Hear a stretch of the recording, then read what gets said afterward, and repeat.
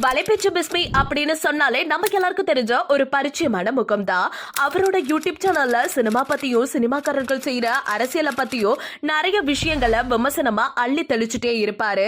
இப்படியே சோசியல் மீடியால பயங்கர ட்ரெண்டும் ஆனாரு. இப்போ ரீசெண்டா சோசியல் மீடியால அவரை பத்தின ஒரு வீடியோவே பயங்கர ட்ரெண்டா போயிட்டு இருக்கு. இதை பார்த்த ரசிகர்கள் எல்லாம் அடடா இது யாருப்பா நம்ம பிஸ்மியா அப்படின்னு சொல்லிட்டு வாய பொழுது பார்த்துட்டு இருக்காங்க. அதை பத்தி தான் இந்த வீடியோல நம்ம இப்போ முழுமையா பார்க்க போறோம். பிசாசு படம் ஆடியோ லான்ச் அப்ப டைரக்டர் பாலா கிட்ட இவர் ஒரு கேள்வியை முன்ன வச்சிருந்திருக்காரு. நீங்க ஏன் பேய் படமா எடுக்கிறீங்க, வேற கதையே இல்லையா அப்படின்னு கேட்ட கேள்விக்கு பாலா பயங்கரமான ஒரு பதிலடியை கொடுத்திருந்திருக்காரு. என்ன சொன்னாருன்னா, நீங்க எடுத்த கமர்ஷியல் மூவியை விட நான் எடுத்த பேய் படம் பெருசா உங்களுக்கு தெரியுதா, அது மட்டும் இல்லாம அதுல எந்த அளவுக்கு நீங்க தத்ரூபமா நடிச்சிருக்கீங்க அப்படிங்கிறது இன்னைக்கும் என் கண்ணு முன்னாடி ஞாபகம் இருந்துட்டு தான் இருக்கு அப்படின்னு கேலி கிண்டலோட அந்த இடத்துல பதில் சொல்லியிருந்திருக்காரு.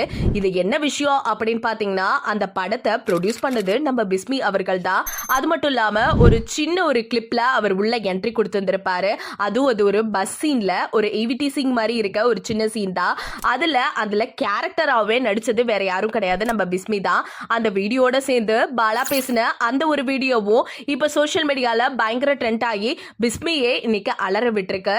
இதை பார்த்த ரசிகர்கள் எல்லாம் யாருப்பா இது நம்ம பிஸ்மியா அதுல நடிச்சிருக்குதுன்னு சொல்லிட்டு ஊத்து பார்த்துட்டு வந்துட்டு இருக்காங்க.